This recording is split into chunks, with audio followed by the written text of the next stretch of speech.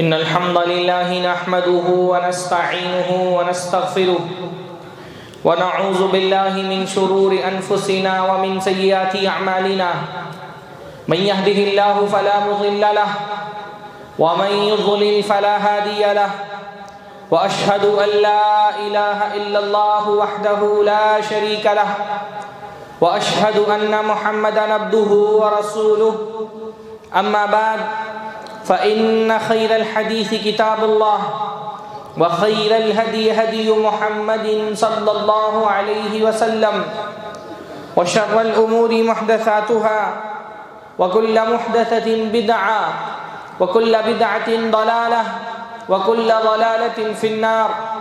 أعوذ بالله السميع العليم من الشيطان الرجيم من همزه ونفخه ونفثه. بسم الله الرحمن الرحيم. انما يعمر مساجد الله من آمن بالله واليوم الآخر. سب سے پہلے ہر طرح کی حمد اور ثنا، تعریف و توصیف، عظمت اور بزرگی، کبریائی اور بڑائی اللہ رب العزت کے لیے لائق اور زیبا ہیں، جس کے گھروں میں سے ایک گھر میں آج الحمدللہ نماز جمعہ کی ادائیگی کے لیے ہم حاضر ہوئے ہیں۔ مساجد کی عظمت، مساجد کی فضیلت، مساجد کے مقام اور مرتبے پر قرآن کی بہت ساری آیتیں سنائی جا سکتی ہیں۔ پیارے نبی محمد الرسول اللہ صلی اللہ علیہ وسلم کی بہت ساری حدیثیں آپ کے سامنے پیش کی جا سکتی ہیں، لیکن اگر مساجد کے مقام اور اس کے مرتبے کو سمجھنا ہے اور میں قرآن کی کوئی ایک آیت پیش نہ کروں، اللہ کے نبی صلی اللہ علیہ وسلم کی کوئی ایک حدیث مسجد کے مقام اور مرتبے کو بیان کرنے کے لیے نہ سناؤں، تو اللہ کے نبی صلی اللہ علیہ وسلم کی صرف ایک بات اگر آپ سمجھ لیں، صرف ایک نقطہ اپنے ذہن میں آپ بیٹھا لیں، آپ مساجد کے مقام اور مرتبے کو سمجھ سکتے ہیں کہ مساجد اللہ تعالیٰ کا گھر ہے۔ اللہ کے نبی صلی اللہ علیہ وسلم نے فرمایا المساجد بیوت اللہ، مسجدیں اللہ تعالیٰ کا گھر ہیں۔ دیکھیے کسی گھر کی عظمت گھر کے مالک کی عظمت کے حساب سے طے ہوتی ہے۔ گھر کی عظمت کا اندازہ لگانا ہو تو گھر کے مالک کی عظمت کا اندازہ لگانا چاہیے۔ گھر والا جتنا بڑا ہوتا ہے گھر اتنا ہی عظیم ہوتا ہے۔ مساجد کی عظمت کو، مساجد کے مقام اور مرتبے کو اگر سمجھنا ہو تو اتنی سی بات کافی ہے کہ مسجدیں کیا ہیں؟ مسجدیں اللہ تعالی کا گھر ہے۔ تو جب گھر والا عظیم ہے تو گھر کتنا عظیم ہوگا۔ اگر اور کوئی نقطہ ذہن میں نہ بیٹھایا جائے، صرف اتنی سی بات ذہن میں آ جائے کہ مسجدیں کیا ہیں، اللہ کے نبی نے فرمایا المساجد بیوت اللہ، مسجدیں اللہ تعالیٰ کا گھر ہیں، تو جب گھر والا اتنا عظیم ہے تو وہ گھر کتنا عظیم ہوگا۔ یہ خالق کائنات کا گھر ہے، یہ مالک ارض و سما کا گھر ہے۔ دنیا میں اس جگہ سے، اس زمین سے عظیم ترین کوئی زمین ہی نہیں۔ اللہ کے نبی صلی اللہ علیہ وسلم نے فرمایا احب البلاد الی اللہ مساجدها، کہ زمین ویسے تو پوری زمین کا مالک اللہ ہے، سمندروں کا مالک اللہ ہے، پہاڑوں کا مالک اللہ ہے، زمین کے ذرے ذرے کا مالک اللہ ہے، لیکن اللہ کے نبی صلی اللہ علیہ وسلم نے فرمایا احب البلاد الی اللہ، زمین کے سارے خطوں میں اللہ کو سب سے محبوب خطہ، زمین کے سارے حصوں میں اللہ کا سب سے محبوب حصہ کیا ہے؟ اللہ رب العالمین کی مسجدیں۔ یہ اللہ رب العالمین کو محبوب ہیں، یہ مسجدیں بھی اللہ کی محبوب ہیں، اور ان مسجدوں میں آنے والے لوگ بھی اللہ تعالیٰ کے چہیتے ہیں۔ اللہ تعالیٰ ان مسجدوں سے بھی محبت کرتا ہے اور ان بندوں سے بھی محبت کرتا ہے جو بندے ان مسجدوں میں آتے ہیں۔ اللہ کے نبی صلی اللہ علیہ وسلم نے فرمایا کہ جب ایک بندہ مسجد میں آتا ہے ما توطن مسلم المساجد للصلاۃ والذکر، جب کوئی بندہ مسجد کو اپنا وطن بنا لیتا ہے، مسجد کو اپنا گھر بنا لیتا ہے، مسجد میں آتا ہے نماز پڑھنے کے لیے، مسجد میں آتا ہے اللہ رب العالمین کے ذکر کے لیے، اللہ تعالیٰ کا دین سیکھنے کے لیے، تو اللہ رب العالمین اس بندے سے خوش ہو جاتا ہے۔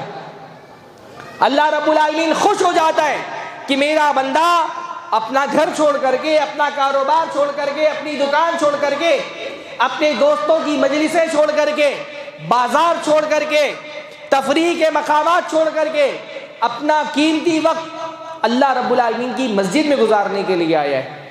کتنا خوش ہوتا ہے، اللہ کے نبی صلی اللہ علیہ وسلم نے فرمایا اللہ اتنا خوش ہوتا ہے جیسے کسی غائب آدمی کے گھر والے اس کے آنے پر خوش ہو جاتے ہیں۔ جیسے کسی بیوی کا شوہر اپنے گھر گیا، اپنے وطن سے باہر کہیں دور کمائی کے لیے گیا تھا، واپس آ گیا۔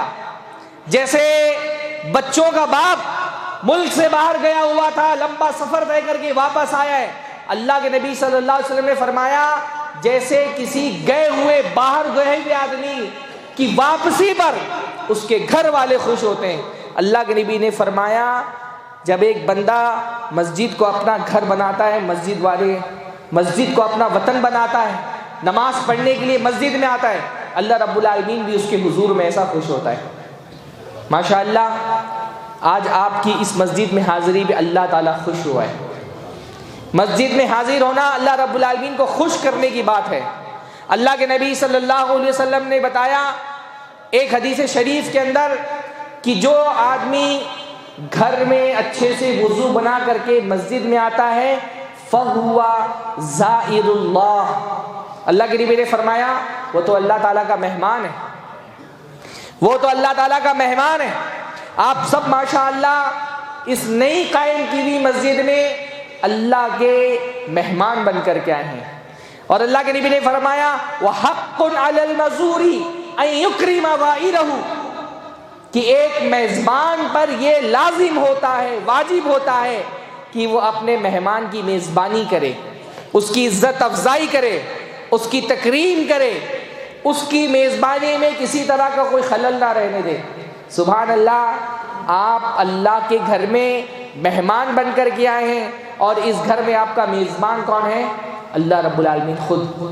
یہ کتنی خوش قسمتی کی بات ہے کہ بندے کو اللہ رب العالمین کے مہمان بننے کا شرف حاصل ہو۔ اور میزبان تو بھائی ہم انسانوں میں سے بھی کوئی ہو، سخی ہوتا ہے، فیاض ہوتا ہے، اس کے گھر میں اگر کوئی مہمان آ جائے تو وہ تو سوچتا ہے کہ دل و جان اس کے اوپر نچھاور کر دے، اپنی طاقت و قوت بھر کوشش کرتا ہے کہ اس کی تقریب میں، اس کی عزت افزائی میں، اس کا خیال رکھنے میں ذرا برابر کمی نہ ہو۔ جب انسانوں کی میزبانی کا یہ حال ہے تو آپ سوچیں کہ اللہ رب العالمین کی میزبانی کا کیا حال ہوگا، جس کا مہمان بن کے الحمدللہ آپ اس مسجد میں تشریف لائیں۔ یہ مسجدیں اللہ تعالیٰ کا گھر ہے۔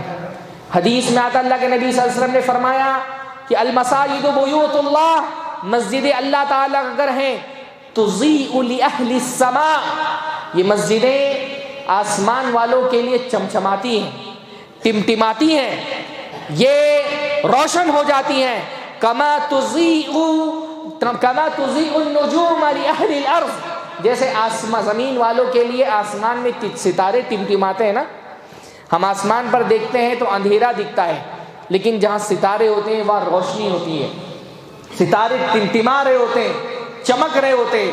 ایسے ہی آسمان والے جب زمین کو دیکھتے ہیں تو زمین میں گھپ اندھیرا ہوتا ہے، زمین اندھیرے میں ہوتی ہے، لیکن جہاں جہاں اللہ رب العالمین کی مسجدیں ہوتی ہیں، جہاں اللہ رب العالمین کا گھر قائم کیا گیا ہوتا ہے، وہ مسجدیں ستاروں کی طرح چمچما رہی ہوتی ہیں، جگمگا رہی ہوتی ہیں۔ آسمان والے جب زمین میں دیکھتے ہیں تو جس خطے میں مسجد ہوتی ہے، مسجد ایسے زمین پر چمک رہی ہوتی ہے جیسے ستارے ٹمٹما رہے ہوں۔ الحمدللہ اللہ تعالیٰ کی اس زمین پر ایسے ہی ایک اور ستارے کا جنم ہوا ہے آج الحمدللہ۔ اللہ رب العالمین اس مسجد کو قائم اور دائم رکھے، اس کے بنانے والوں کو اللہ رب العالمین آخرت کا ذخیرہ بنا دے، صدقہ جاریہ بنا دے۔ اللہ کے نبی صلی اللہ علیہ وسلم نے فرمایا کہ جب انسان مر جاتا ہے اس کے اعمال کا سلسلہ منقطع ہو جاتا ہے، نیکیوں کا سلسلہ رک جاتا ہے، لیکن 10 چیزیں جو اگر اس نے دنیا میں کی ہیں تو اس کی نیکیوں کا پرہ جاری رہتا ہے، اس کی نیکیوں کا سلسلہ جاری رہتا ہے۔ ان 10 چیزوں میں ایک چیز اللہ کے نبی نے کیا بتائی؟ او مسجد بناہ، اگر اللہ رب العالمین کے لیے اس نے کوئی مسجد بنائی ہے، یہ مسجد انسان ختم ہو جاتا ہے لیکن اس مسجد کے نیکیوں کا جو سلسلہ ہے وہ نہیں تھمتا، انسان مر جاتا ہے، اس کے لیے مسجدیں صدقہ جاریہ کے طور پہ باقی رہتی ہیں۔ بھئی یہ خوشی کی بات ہے، یہ خوش قسمتی کی بات ہے، یہ سعادت کی بات ہے کہ اللہ رب العالمین اپنے بندوں کو مسجد قائم کرنے کی توفیق عطا فرما دے۔ جن بھائیوں نے مسجد بنائی ہے اللہ رب العالمین اس مسجد کو ان کے لیے ذخیرہ آخرت بنا دے، ان کے والدین کے لیے ذخیرہ آخرت بنا دے۔ واللہ اپنے والدین کے لیے اس سے عظیم بات اور کیا ہو سکتی ہے کہ بچے ان کے لیے ایک ایسی مسجد قائم کر دے تو انشاءاللہ تعالی قیامت تک باقی رہے گی، اور قیامت تک انشاءاللہ تعالی ان بزرگوں کے نام اعمال میں نیکیوں کے اضافے کا سبب بنتی رہے گی جن کی خدمت کے لیے، جن کے صدقہ جاریہ کے طور پر یہ مسجد بنائی گئی ہے۔ ہاں، یہ کتنی عظیم ترین عبادت ہے اور کتنی خوش نصیبی کی بات ہے۔ یہ خوش نصیبی اللہ رب العالمین اپنے چند بندوں کا عطا فرماتا ہے۔ اللہ تعالیٰ اپنے بندوں کو چنتا ہے نیکیوں کے لیے۔ میں سمجھتا ہوں کہ بہت خوش نصیب ہے ایسے والدین جنہوں نے اپنے بچوں کی ایسی تربیت کی کہ ان بچوں کو یہ بات سمجھ میں آئی کہ اپنے والدین کے لیے مسجد کا قیام ان کے لیے کتنی بڑی خدمت ہے۔ میرے بھائیوں، ہمارے ذہن میں والدین کی خدمت کا تصور بہت عجیب ہے۔ ہمیں سے بہت سارے لوگوں کو میں نے بولتے ہوئے سنا ہے کہ والدین زندہ تھے، ان کی بہت خدمت کی ہے، وفات پا گئے، خدمت کا موقع نہیں ملا۔ واللہ میرے بھائیوں، جتنی ضرورت ہمارے والدین کو ہماری زندگی میں ہوتی ہے اس سے زیادہ ضرورت ہمارے والدین کو ان کی وفات کے بعد ہوتی ہے۔ والدین کی خدمت کا سلسلہ صرف ان کی زندگی تک کے محدود نہیں ہے۔ جب تک والدین زندہ تھے تب تک ان کی خدمت کی اور وفات پا گئے، اب خدمت کا سلسلہ رک گیا، نہیں، والدین کی خدمت کا سلسلہ ان کی وفات کے بعد بھی جاری رہنا چاہیے۔ اور والدین کی خدمت کیا ہے؟ ان کو کھانے پینے کا انتظام کر دینا، ان کے علاج کا انتظام کر دینا، ان کی رہائش کا انتظام کر دینا، صرف یہ والدین کی خدمت نہیں ہے۔ والدین کی عظیم ترین خدمت یہ ہے کہ ان کی دنیا کا تو خیال رکھیں، آپ ان کی دنیا کے ساتھ ساتھ ان کی آخرت کا خیال رکھیں، اور کیونکہ آخرت دنیا سے زیادہ اہم ہے اس لیے والدین کی وہ خدمت کرنا جس سے ان کی آخرت سنورے، ان کی آخرت سجے، ان کے لیے نیکیوں کا سلسلہ جاری ہو، دنیا میں ان کی خدمت سے بڑا کام ہے۔ بات سمجھ آ رہی ہے میں کیا کہہ رہا ہوں؟ والدین کے لیے علاج کا انتظام کرنا کیا ہے؟ ان کی دنیاوی ضرورتوں کو پورا کرنا ہے۔ ان کے کھانے پینے کا انتظام کر دیا تو اس سے کیا ہوا؟ ان کی دنیاوی ضرورتیں پوری ہو گئی۔ ان کی رہائش کا انتظام کیا تو کیا ہوا؟ ان کی دنیاوی ضرورتیں آپ نے پوری کر دی۔ دنیاوی ضرورتیں اپنی جگہ پر ہیں لیکن ایک انسان کی اصلی زندگی تو آخرت کی زندگی ہے۔ جب آپ اپنے والدین کے لیے مسجد قائم کرتے ہیں، یہ ایک ایسا صدقہ جاریہ ہے جس سے آپ نے اپنے والدین کے لیے انشاءاللہ تعالی ان کی آخرت کو سنوارنے کا بندوبست کیا ہے۔ اس لیے میرے بھائیوں، جب بھی کسی مسجد کی تعمیر کی بات ہو اپنے والدین کو مت بھولیے، جب بھی کسی مسجد کی توسیع کی بات ہو اپنے والدین کو مت بھولیے، اپنے والدین کی طرف سے صدقہ کیجیے مسجدوں کی تعمیر کے لیے، پیسہ لگائیے مسجدوں کی تعمیر کے لیے۔ اگر آپ کے والدین کی وفات ہو گئی ہے ان کی عظیم ترین خدمت یہ ہے کہ آپ ان کی طرف سے صدقہ کریں۔ اللہ تعالیٰ خوش ہوتا ہے اپنے ان بندوں سے جو اللہ تعالیٰ کے لیے مسجدیں تعمیر کرتے ہیں۔ اس سے بڑی اور کیا بات ہو سکتی کہ زمین پر آپ اللہ تعالیٰ کے لیے اللہ کا گھر بنا رہے ہیں۔ اللہ رب العالمین نیکیوں کی قدر کرنے والا ہے۔ اللہ رب العالمین بندوں کی نیکیوں کو بھولتا نہیں ہے۔ بندہ جو مسجد میں زمین پر اللہ تعالیٰ کے لیے گھر بناتا ہے اللہ رب العالمین اس کے لیے آسمان میں جنت میں گھر بنائے گا۔ اللہ کے نبی صلی اللہ علیہ وسلم، اس لیے اللہ کے نبی نے فرمایا بن بنا للہ مسجدا یبتغی بہا وجہ اللہ، جو اللہ کے لیے گھر بنائے گا، لیکن گھر بنانے کے پیچھے مقصد کیا ہونا چاہیے؟ مباحات نہیں، فخر نہیں، غرور نہیں، دکھاوا نہیں ہونا چاہیے، ایک دوسرے سے مقابلہ آرائی نہیں ہونی چاہیے، اللہ کے نبی صلی اللہ علیہ وسلم نے قیامت کی نشانیوں میں سے ایک نشانی یہ بتائی ہے کہ لوگ مسجدوں کے ذریعے سے ایک دوسرے پہ مباحات کریں گے، فخر کریں گے، صرف دکھانے کے لیے کہ دیکھو تمہاری مسجد اتنی بڑی تھی، ہم نے اس سے عظیم مسجد بنا دی، تمہاری اتنی حسین تھی، ہم نے اس سے حسین مسجد بنا دی، تمہاری مسجدوں میں یہ ٹائلس لگا تھا تو ہم نے یوں بنا دیا۔ نہیں، یبتغی بہا وجہ اللہ، اس کا مقصد صرف اور صرف اللہ کو خوش کرنا ہونا چاہیے۔ اس لیے میرے بھائی جنہوں نے یہ مسجد قائم کی ہے، میں ان سے یہ کہوں گا ذرہ برابر بھی دل میں یہ احساس نہیں آنا چاہیے کہ اس مسجد کا مقصد لوگوں میں اپنا نام کرنا ہے، لوگوں میں اپنا سر بلند کرنا ہے، لوگوں کی نگاہوں میں بڑا ہو جانا ہے، کیونکہ لوگ آپ کی اس عظیم کام کا ذرا برابر اجر نہیں دے سکتے جو اجر اللہ دے سکتا ہے۔ لوگوں کی تھوڑی سی خوشنودی حاصل کرنے کے لیے، لوگوں کی نگاہوں میں تھوڑا سا اپنا مقام بلند کرنے کے لیے، اپنا نام پیدا کرنے کے لیے آخرت کے اس اجر کو ضائع نہیں کرنا چاہیے۔ فرمایا اللہ کے نبی صلی اللہ علیہ وسلم نے، جو اللہ تعالیٰ کے لیے مسجد بناتا ہے یبتغی بہا وجہ اللہ، اور اس کا مقصد ہوتا ہے اللہ کو خوش کرنا، تو اللہ رب العالمین اس کے لیے جنت میں گھر بنائے گا انشاءاللہ تعالی۔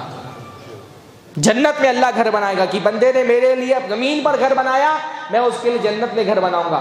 زمین کا گھر ایک نہ ایک دن ختم ہو جائے گا، لیکن اللہ رب العالمین جنت میں جو گھر بنائے گا وہ دار القرار ہے، وہ ہمیشہ ہمیشہ رہنے والا ہے، خالدین فیہا، اس میں ہمیشہ ہمیشہ رہنا ہے۔ کتنے خوش قسمت ہے اللہ تعالیٰ کے وہ بندے جنہوں نے زمین پر اللہ کے لیے گھر بنا کر کے حقیقت میں تو اپنے لیے جنت میں گھر بنوا لیا انشاءاللہ تعالی۔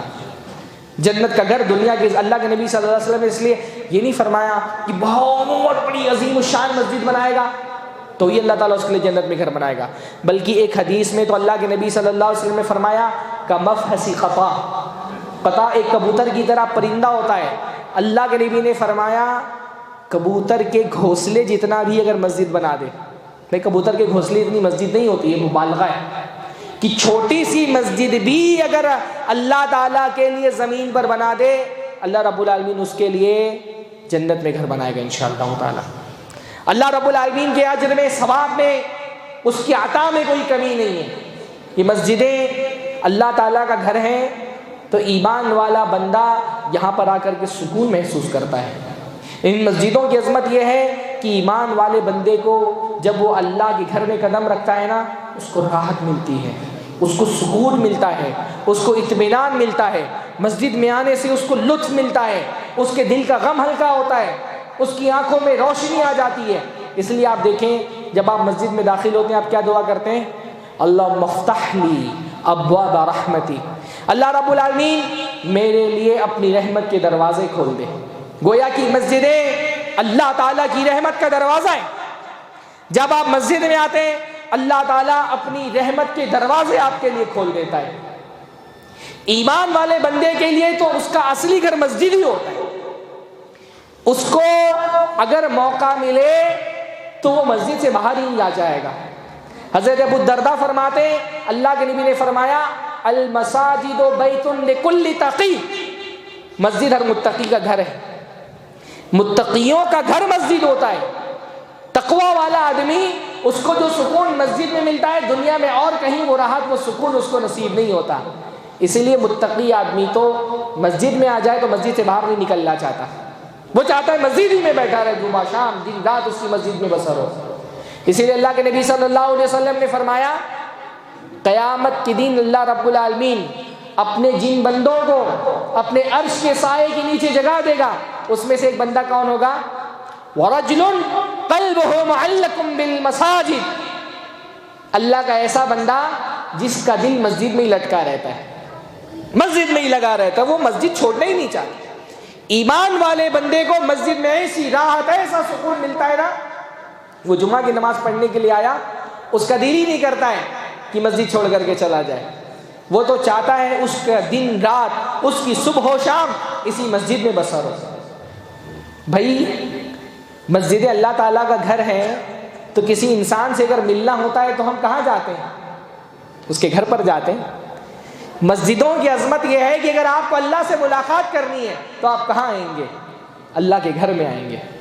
دیکھیے بعض سلف سے ایک بڑا پیارا قول منقول ہے، وہ فرماتے ہیں الصلاۃ معراج المومن، نماز مومن کی معراج ہے۔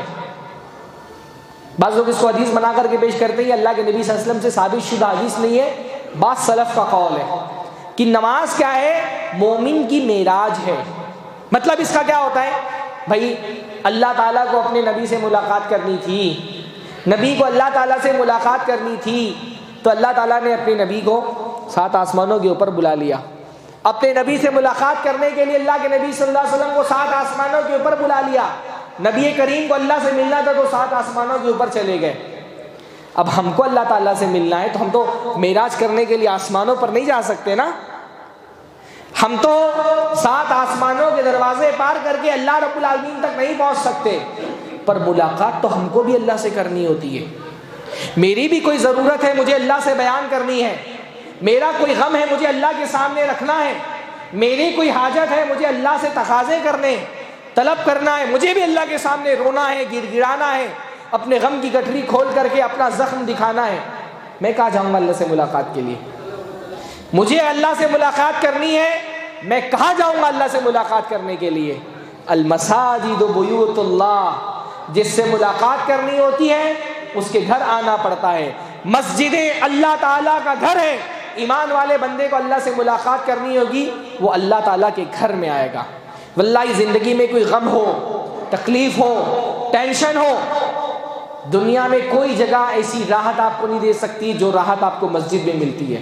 ہمارے یہاں لوگ ڈپریشن کا شکار ہوتے ہیں، انزائٹی کی شکایت کرتے ہیں، واللہ جب دنیا کا غم، دنیا کی تکلیفیں آپ کی دل کو توڑ دیں، مروڑ دیں، اپنا غم لے کر کے مسجد میں حاضر ہو جائیں، جو راحت، جو سکون، جو اطمینان اس مسجد میں آ کر کے آپ کو حاصل ہوگا انشاءاللہ تعالی، اللہ کے سامنے رو کر کے، گڑ گڑا کر کے، سجدے میں اس کے سامنے دعائیں کر کے، دنیا کی کوئی جگہ آپ کو وہ سکون و اطمینان نہیں دے سکتی۔ مسجد سکون کی جگہ ہے، یہاں پر اللہ تعالیٰ کی طرف سے سکینت نازل ہوتی ہے، سکون نازل ہوتا ہے۔ ہم میں سے ہر آدمی کسی نہ کسی طرح کے ٹینشن سے گزر رہا ہوتا ہے۔ ٹینشن کا، انزائٹی کا بہترین علاج کیا ہے؟ مسجد میں آنا۔ اللہ کے نبی صلی اللہ علیہ وسلم نے فرمایا مجتمع قوم فی بیت من بیوت اللہ، جب بھی کوئی قوم اللہ کے گھروں میں سے کسی گھر میں جمع ہوتی ہے، جب کچھ لوگ، کچھ افراد، کوئی گروپ اللہ کے گھروں میں سے کسی گھر میں جمع ہوتا ہے، یہ وہ فضیلت ہے نا جو باہر سڑکوں پر، میدانوں میں ہونے والی بڑی بڑی کانفرنسوں کو حاصل نہیں ہے، یہ صرف مسجدوں کو حاصل ہے۔ فرمایا جب اللہ کے کچھ بندے اللہ کے گھروں میں سے کسی گھر میں آتے ہیں، کیوں آتے ہیں؟ یتلون کتاب اللہ، اللہ تعالیٰ کی کتاب کی تلاوت کرنے کے لیے، وَيَتَدَارَسُونَهُ بَيْنَهُمْ، اور آپس میں ایک دوسرے کو قرآن کا درس دینے کے لیے۔ فائدہ کیا ہوتا ہے؟ إِلَّا نَزَلَتْ عَلَيْهِمُ السَّكِينَةُ، اللہ کی طرف سے ان کے اوپر سکون نازل ہوتا ہے، خاص طرح کا اطمینان، ایک خاص طرح کی دلی راحت، ایک خوشی اللہ رب العالمین کی طرف سے ان پر نازل ہوتی ہے۔ وَحَفَّتْهُمُ الْمَلَائِكَةُ، اور فرشتے ان کو گھیر لیتے ہیں، وَغَشِّيَتْهُمُ الرَّحْمَةُ، اور اللہ کی رحمت ان کو ڈھانپ لیتی ہے۔ اور سب سے بڑی بات وَذَكَرَهُمُ اللَّهُ فِي مَنْ عِنْدَهُ، اللہ تعالیٰ اپنے ایسے بندوں کا ذکر اپنے ملأ اعلیٰ میں اپنے مقرب فرشتوں سے کرتا ہے۔ اس لیے مسجد ایمان والے بندے کو یہاں پر راحت ملتی ہے، یہاں پر سکون ملتا ہے۔ اس لیے مسجدوں کو بڑا عظیم پروٹوکول دیا گیا ہے۔ مسجدوں کا پروٹوکول، اب تو ہمارے دلوں میں مسجدوں کے لیے عظمت کا وہ تصور نہیں رہ گیا، ورنہ اللہ کے نبی صلی اللہ علیہ وسلم کے زمانے میں مسجدیں اللہ کی عبادت کا ایسا گھر سمجھی جاتی تھی کہ دنیا کی کوئی بات دنیا میں مسجد میں کرنا منع تھا، یہ مسجد کا احترام تھا، آواز بلند کرنا منع تھا۔ اللہ کے نبی صلی اللہ علیہ وسلم نے حکم دیا باقاعدہ اپنے صحابہ کو۔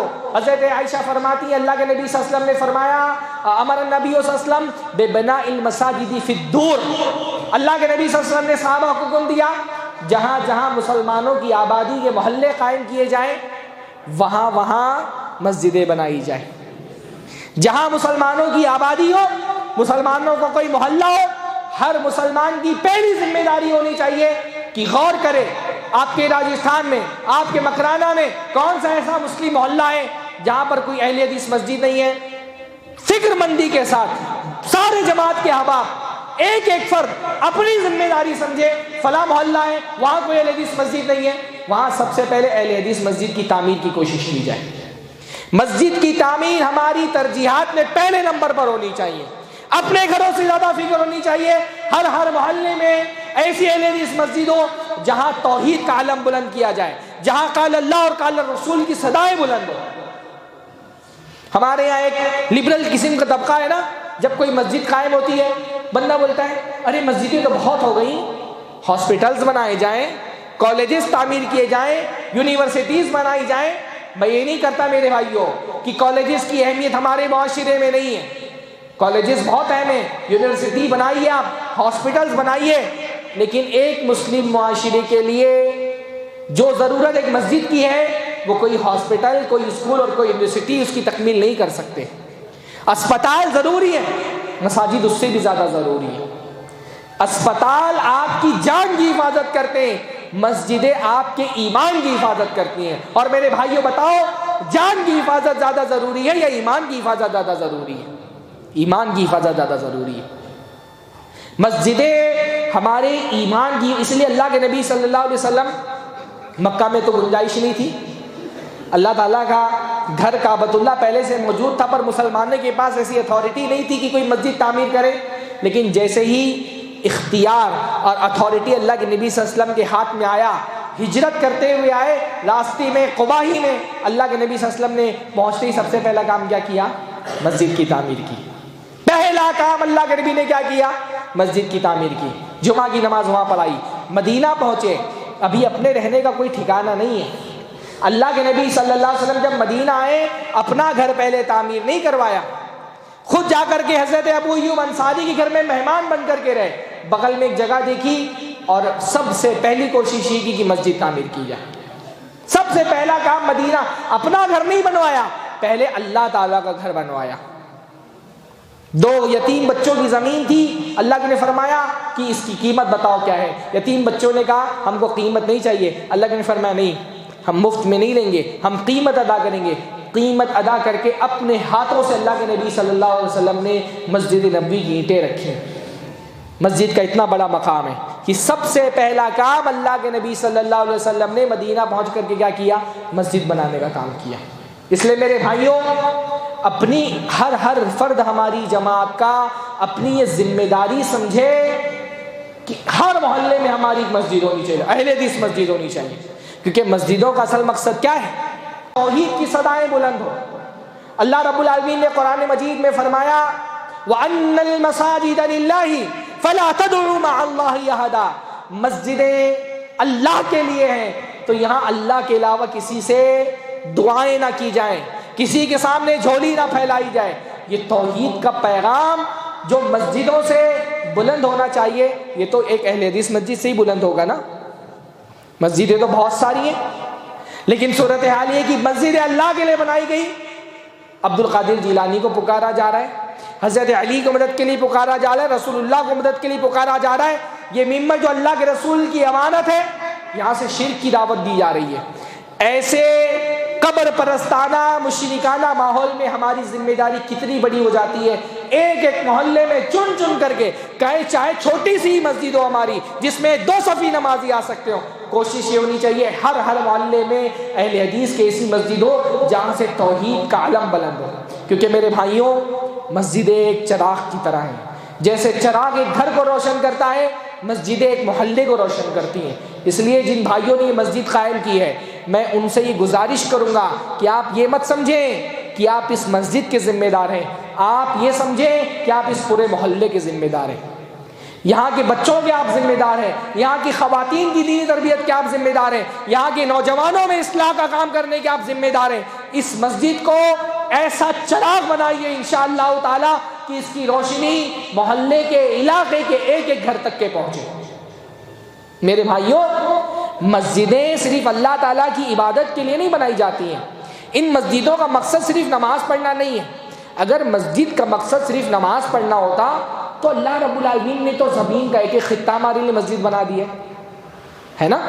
اللہ کے نبی نے فرمایا اوتیت خمسا لم یؤتہن قبلی, 5 چیزیں اللہ تعالیٰ نے مجھے ایسی دی ہیں جو مجھ سے پہلے کسی نبی کو نہیں دی گئی تھی۔ وہ 5 چیزیں کیا ہیں؟ ان 5 چیزوں میں سے ایک چیز اللہ کے نبی نے فرمایا جعلت لی الارض مسجدا وطہورا، میرے لیے پوری زمین مسجد بنا دی گئی ہے۔ ایک مسلمان کو جب بھی نماز کا وقت ہوگا، عیسائی کو عبادت کرنی ہوتی کلیسا میں آنا پڑتا ہے۔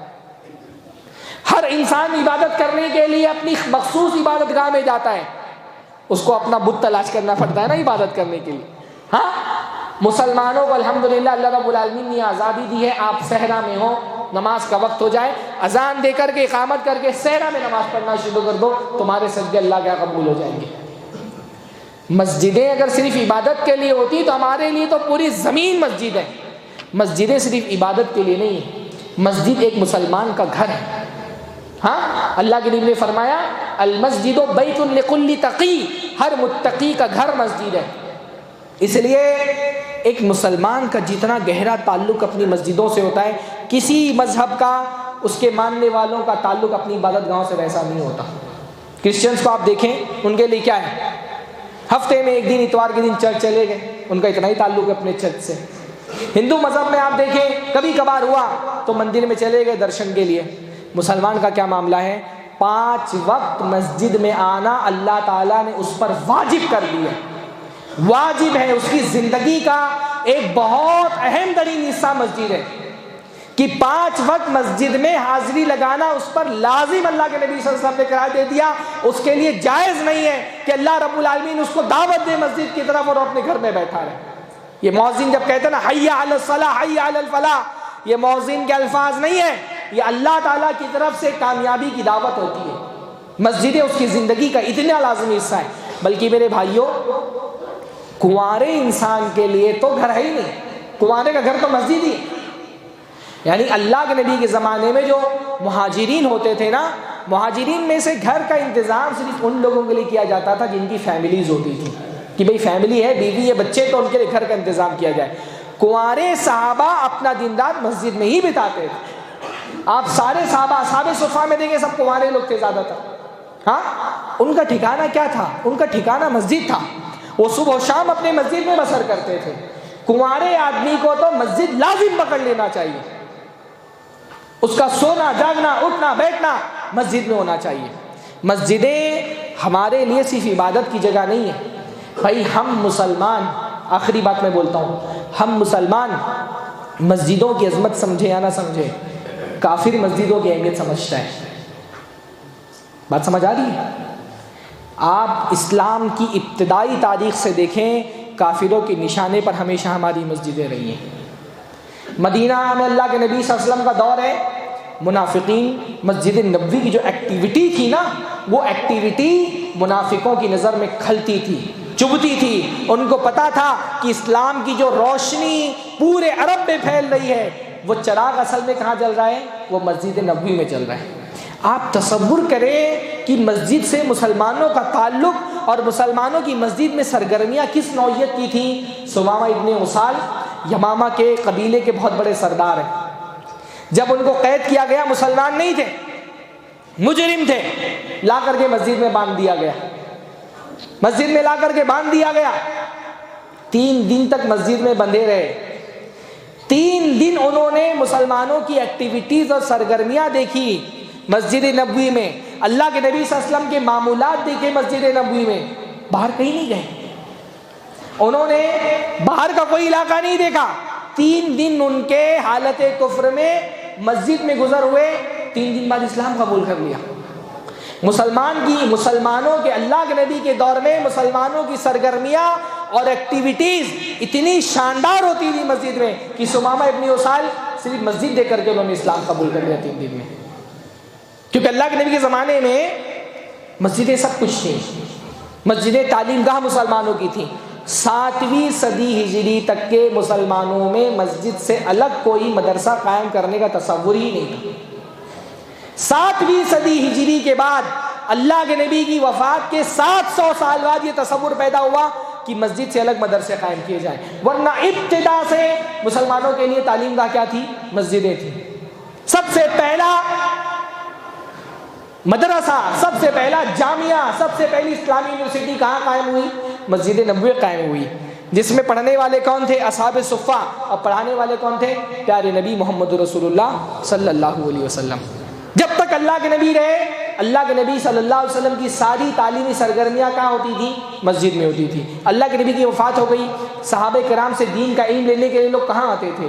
مسجدوں میں آتے تھے۔ صحابہ نے مسجد سے الگ کوئی مدرسہ قائم نہیں کیا۔ عام معمول یہ تھا کہ جو دین کا علم حاصل کرنے کے شوقین ہوتے تھے نوجوان، وہ مسجد میں آتے تھے نماز پڑھنے کے لیے، اور تاڑتے رہتے تھے کہ کوئی صحابی آئے۔ جیسے کوئی صحابی آتے، نماز سے فارغ ہوتے، ان کے گرد حلقہ لگا لیتے۔ سارے دین کے علوم کی اشاعت اور تقسیم کہاں ہوتی تھی؟ مسجدوں سے ہوتی تھی۔ ایک مرتبہ حضرت ابو ہریرہ رضی اللہ تعالی عنہ بازار میں گئے، لوگوں سے کہا تم یہاں خرید و فروخت میں مشغول ہو، وہاں مسجد میں اللہ کے نبی کی وراثت تقسیم ہو رہی ہے۔ سارے صحابہ جو بازار میں لوگ موجود تھے دوڑتے ہوئے مسجد میں پہنچ گئے۔ مسجد میں پہنچے، دیکھا بھئی یہ تو کہیں پہ مال جائیداد تقسیم نہیں ہو رہا ہے۔ گئے حضرت ابو ہریرہ کے پاس اور کہا آپ کہہ رہے تھے مسجد میں اللہ کے نبی کی وراثت تقسیم ہو رہی ہے، ہم تو گئے مسجد میں دیکھا کوئی مال و دولت کا انبار نہیں دکھا، تقسیم کا کوئی پروسیجر نہیں دکھائی دیا۔ تو کہا پھر تم نے مسجد میں کیا دیکھا؟ کہا ہم نے مسجد میں دیکھا بعض صحابہ بیٹھے اللہ کے نبی کی حدیثیں سنا رہے ہیں۔ تو حضرت ابو ہریرہ نے فرمایا یہی تو اللہ کے نبی کی وراثت ہے، یہی تو اللہ کے نبی کا میراث ہے۔ اللہ کے نبی اپنے پیچھے یہ حدیثیں چھوڑ کر کے گئے ہیں، یہ قرآن چھوڑ کر کے گئے، یہ دین کا علم چھوڑ کر کے گئے، یہی اللہ کے نبی کی وراثت ہے جو مسجد میں تقسیم ہو رہی ہے۔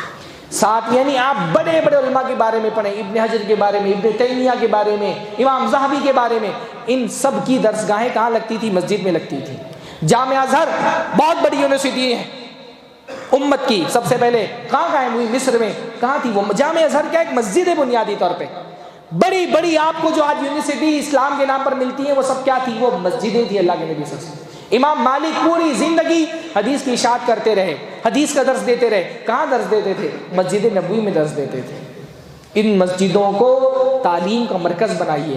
ہمارے جو چھوٹے چھوٹے بچے ہیں نا، اسکولوں سے جو تعلیم حاصل کر رہے ہیں اس میں الحاد کا زہر ان کے دماغ میں ڈالا جا رہا ہے، دین سے نفرت ان کے دلوں میں پیدا کی جا رہی ہے۔ اس زہر کا علاج اگر کہیں ہو سکتا ہے اس مسجد سے ہو سکتا ہے۔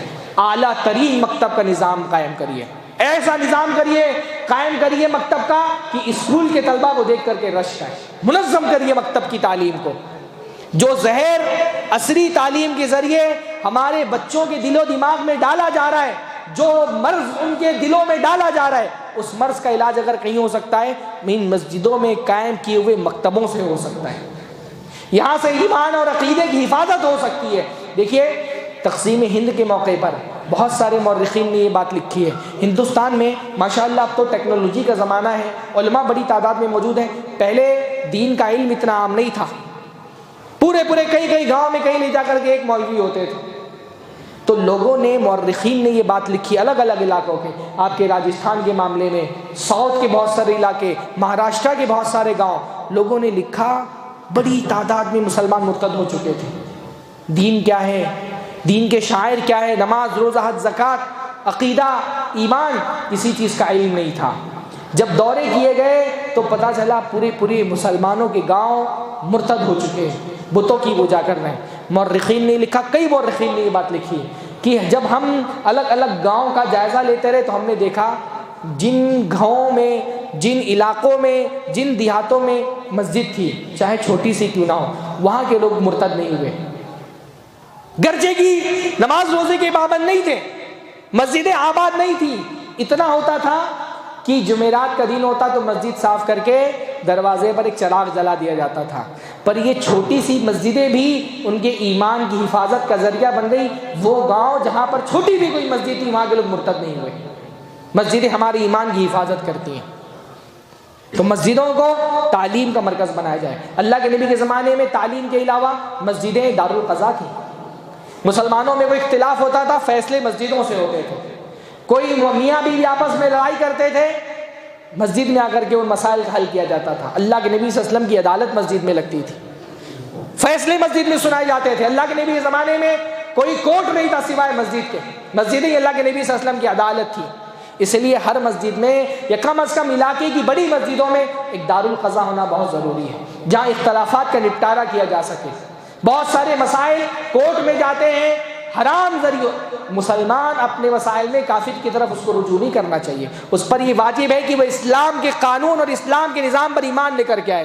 تو مسجدوں میں ایسے دارالقضا ہونے چاہیے جہاں پر مسلمان اپنے اختلافات میں مسائل حل کر سکیں آ کر کے. اللہ کے نبی کے زمانے میں دارالقضا مسجدیں تھیں. اللہ کے نبی کے زمانے میں مالی جو سرگرمیاں ہوتی تھیں ساری مسجدوں سے ہوتی تھی. ہاں زکوٰۃ مسجدوں سے تقسیم ہوتی تھی, صدقات الفطر مسجدوں سے تقسیم ہوتے تھے. بہت مشہور واقعہ آپ نے سنا ہوگا کہ اللہ کے نبی کے زمانے میں صدقۃ الفطر جمع کیا گیا مسجد کے اندر, اور اس کی نگہبانی کے لیے حضرت ابو ہریرہ کو متعین کیا گیا. صدقۃ الفطر مسجد میں جمع کیا گیا. ابو ہریرہ اس کے محافظ تھے, اور شیطان آیا اور اس میں سے لے کر کے کچھ جانے لگا. لمبی حدیث ہے, میں صرف اتنا بتانا چاہ رہا ہوں, صدقۃ الفطر تنہائی میں اکیلے میں لوگ نہیں بانٹ دیتے تھے, صدقۃ الفطر مسجدوں میں جمع ہوتا تھا. غربا اور مساکین کی مدد مسجدوں سے کی جاتی تھی. قبیلے مضر کے کچھ لوگ آئے, بالکل ایسے کہ پہننے کے لیے کپڑے نہیں ہیں, پھٹے پرانے کپڑے پہنے ہوئے ہیں, کھانے کے لیے کھانا نہیں ہے. اللہ کے نبی صلی اللہ علیہ وسلم نے ان کو مسجد میں ٹھہرایا, مسجد میں لوگوں کو جمع کیا. اللہ کے نبی نے مسجد میں اعلان کیا کہ تم میں سے جو کچھ دے سکتا ہو, چاہے کھجور کیوں نہ دے سکتا, ان لوگوں کی مدد کرے. صحابہ کرام نے مسجد میں قبیلے مضر کے لوگوں کے لیے صدقات و خیرات جمع کیے, اور اتنے صدقات جمع ہوئے کہ اللہ کے نبی صلی اللہ علیہ وسلم خوش ہو گئے. اللہ کے نبی صلی اللہ علیہ وسلم. تو ہر مسجد میں لازم یہ کہ بیت المال ہو, جو ہماری صدقات و خیرات کی مالی سرگرمیاں ہیں. اللہ کے نبی کے زمانے میں وہ مسجدوں سے وہ مالی سرگرمیاں ہوتی تھیں. حتیٰ کہ اللہ کے نبی کے زمانے میں جسمانی ورزش کا بھی ذریعہ مسجدیں تھیں. ہاں حبشہ کے لوگ ایک جنگی طرح کا کھیل دکھاتے تھے مسجد میں. حضرت عائشہ فرما رہی ہے میرا گھر مسجد سے لگا ہوا تھا, اور حبشہ کے لوگ یلعبون کھیل رہے تھے. تو وہ کھیل کیسا ہوتا تھا, جیسے جنگی لوگ ہمارے یہاں پریڈ ہوتی ہے نا 26 جنوری کو 15 اگست کو, جس میں جنگی مہارتیں دکھائی جاتی ہیں, تو اس طرح سے کشتی کی لڑائیاں ہوتی ہیں. حبشہ کے لوگ وہ کشتی کر رہے تھے, اور وہ کشتی کہاں ہو رہی تھی, مسجد میں ہو رہی تھی. اور اللہ کے نبی صلی اللہ علیہ وسلم کھڑے تھے, حضرت عائشہ ٹیک لگا کر کے پیچھے سے دیکھ رہی تھی.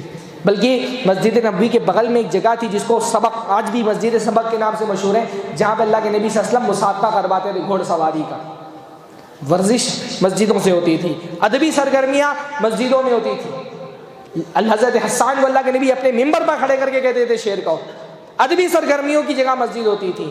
اور خواتین کا تو مسجد سے اتنا گہرا تعلق تھا. ہمارے یہاں تو جمعہ میں بھی باقاعدہ انتظام نہیں ہو پاتا ہے, اور کوئی اہل حدیث مسجد میں انتظام ہو جائے تو ہمارے احباب کو تکلیف ہو جاتی ہے. ہاں عورتیں پارکوں میں جا رہی ہیں بغیر پردے کے, کسی کو کوئی فرق نہیں پڑ رہا. عورتیں شادیوں میں جا رہی ہیں بے پردہ ہو کر کے, کسی کو کوئی فرق نہیں پڑ رہا. اسکولوں کالجوں میں جا رہی ہیں, کسی کو کوئی فرق نہیں پڑ رہا.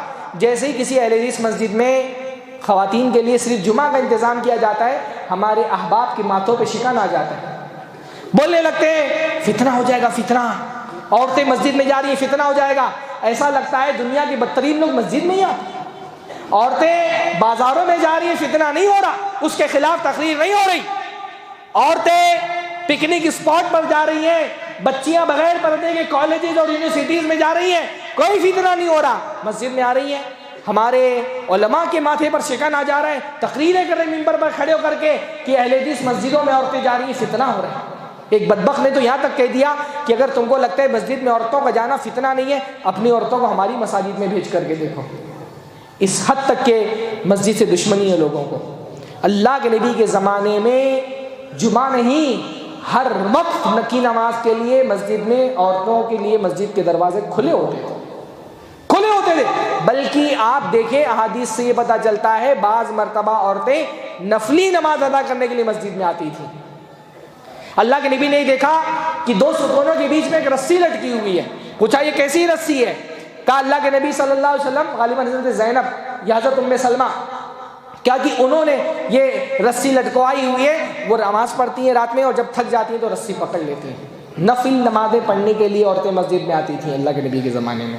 ہم فرض نمازوں کے لیے تو دور, خطبے کے لیے بھی ہم مسجدوں میں عورتوں کے اہتمام کے قائل نہیں ہیں. ان مسجدوں کو, ان کے دروازے عورتوں کے لیے کھول دیجیے. کفر نے, ارتداد نے اپنے دروازے ان کے لیے کھلے ہوئے ہیں. ہم اپنے دروازے نہیں کھولیں گے تو ارتداد نے تو ان کے دروازے کھلے ہوئے ہیں. اسی طرح سے بچوں کے لیے یہ مسجدیں بچوں کا مسکن ہے. ہمارے یہاں بہت سارے احباب ایسے اتنی خشوع و خضوع کی بات کرتے ہیں, کسی بچے کی چھوٹی سی آواز آ جائے تو ان کی نماز میں خلل ہو جاتا ہے. اللہ کے نبی صلی اللہ علیہ وسلم کے زمانے میں عورتیں اپنے بچوں کو لے کر کے مسجد میں آتی تھیں, بچے روتے تھے. اللہ کے نبی صلی اللہ علیہ وسلم نے بعض مرتبہ اپنی نمازیں ہلکی پڑھ لی جب انہوں نے کسی بچے کے رونے کی آواز سنی، لیکن اللہ کے نبی نے یہ نہیں کہا کہ بچوں کو لے کر کے مسجدوں میں مت آؤ۔ میرے بھائیوں، یہ مزاج بنائیے کہ بچوں کو مسجد میں لائیے، آگے بڑھائیے، ان کو اگلی صفوں میں ان کو رکھیے۔ یہ بچے ہی آپ کی مسجد کے اگلے مصلی ہیں۔ یہ بچے آج اگر ان کو آپ مسجدوں میں آنے سے روکیں گے، کل کو آپ کی مسجدیں ویران ہو جائیں گی۔ ان کا استقبال کریے محبت سے، ان کے لیے اہتمام کریے، مسجد کے کسی خاص کونے میں کھانے پینے چاکلیٹ کا انتظام کریے ان کے لیے۔ مسجد کو بچوں کی تربیت کے لیے بہت ضروری چیز ہے کہ بچوں کو مسجدوں سے جوڑ دیا جائے۔ آخری بات یہ کہ خود بھی مسجد سے جڑیے میرے بھائیوں۔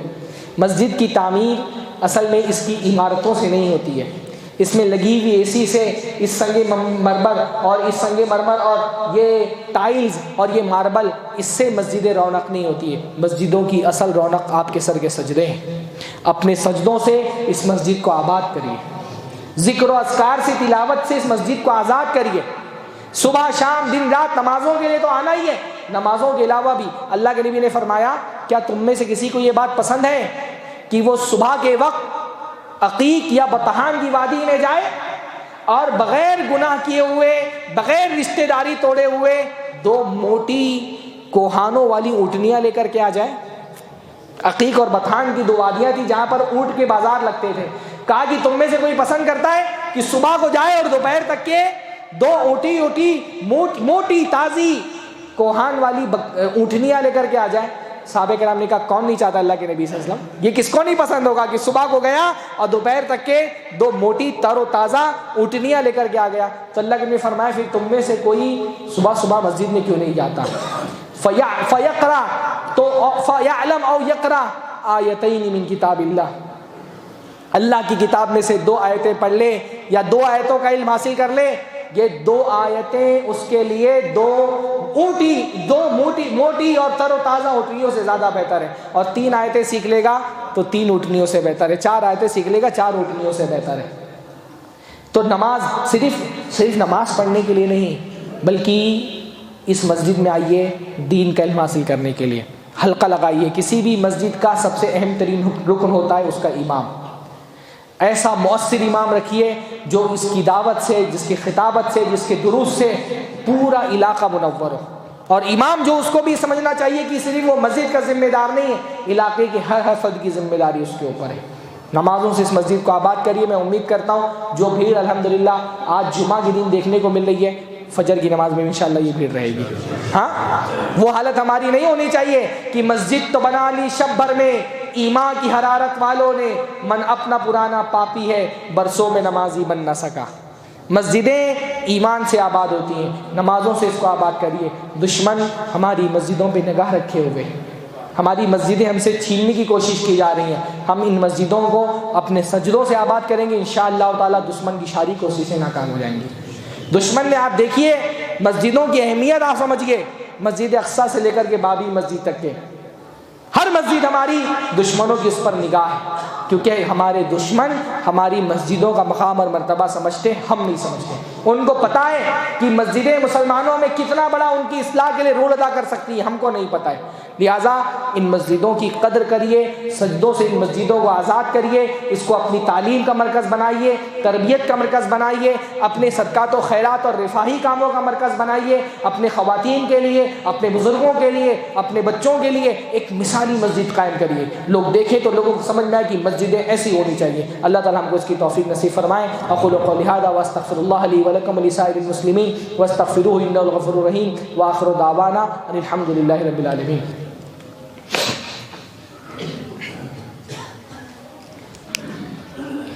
الحمد للہ رب العالمین والصلاة والسلام علی نبینا محمد وعلی آلہ وصحبہ اجمعین ومن تبعهم بإحسان إلى يوم الدين إن الله وملائكته يصلون على النبي يا أيها الذين آمنوا صلوا عليه وسلموا تسليما اللهم صل على محمد وعلى آل محمد كما صليت على إبراهيم وعلى آل إبراهيم إنك حميد مجيد اللهم بارك على محمد وعلى آل محمد كما باركت على إبراهيم وعلى آل إبراهيم إنك حميد مجيد أقول قولي هذا وأستغفر الله لي ولكم ولسائر المسلمين واستغفروه إنه الغفور الرحيم وآخر دعوانا الحمد لله رب العالمين۔